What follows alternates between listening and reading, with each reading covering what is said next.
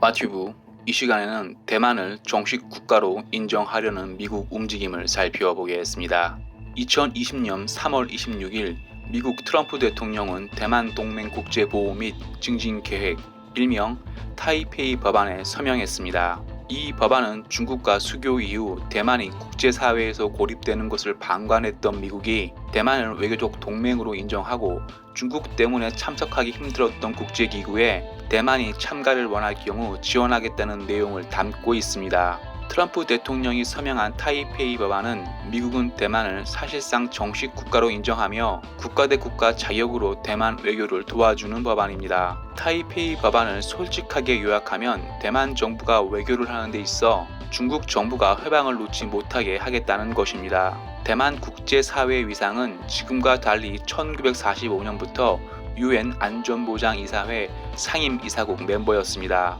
하지만 1971년 당시 중공, 현 중국이 유엔에 정식 가입하게 되면서 유엔 총회 투표로 중국의 상임이사국 자리를 어쩔 수 없이 내줘야 했고 대만은 투표 결과에 불복하며 유엔을 자진 탈퇴했고 아직도 유엔 회원국이 아닙니다. 상임이사국 자리에 올라선 중국은 대만을 고립시키기 위해 중국과 수교하려는 나라에 대만과 단교를 해야만 수교하겠다는 조건을 걸어 대만을 국제사회에서 철저히 고립시켰고 현재 대만 수교국은 15개국에 불과합니다. 이렇게 대만을 국제사회에서 고립시키려 하는 중국에게 미국과 대만 외교동맹은 중국으로서는 눈두고 볼 수 없는 외교동맹입니다. 미국은 1979년 대만과 단교하며 중국과 수교했지만 비공식 관계를 말하는 대만 관계법으로 대만 안보를 도왔습니다. 이런 이유로 대만은 수교국은 계속 줄어들었지만 정식 국가와 똑같은 자격으로 무역할 수 있었으며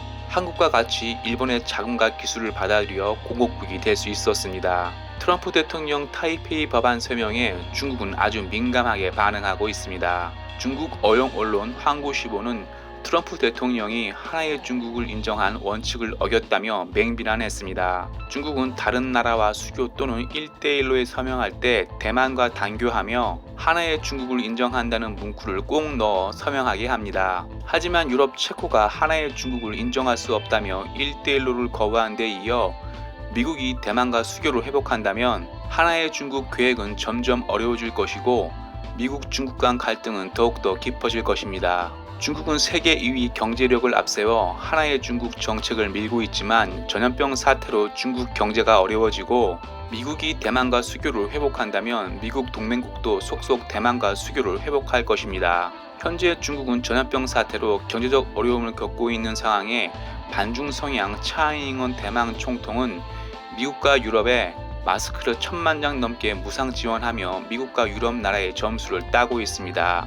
실제로 미국 백악관 안전보장회의는 트위터를 통해 대만의 적극적 협력에 감사한다고 밝혔고 우르줄라 데어 라이언 유럽연합 집행위원장도 대만 정부 의료용품 지원에 감사한다는 입장을 밝혔습니다. 반면 중국이 지원한 의료용품은 불량이 속출하고 있어 가뜩이나 어려운 유럽인을 2번 울리고 있습니다. 대만의 마스크 외교가 정식 국가로 인정받을 수 있는 불쏘시개가 될 수 있을지 관심 있게 지켜봐야겠습니다.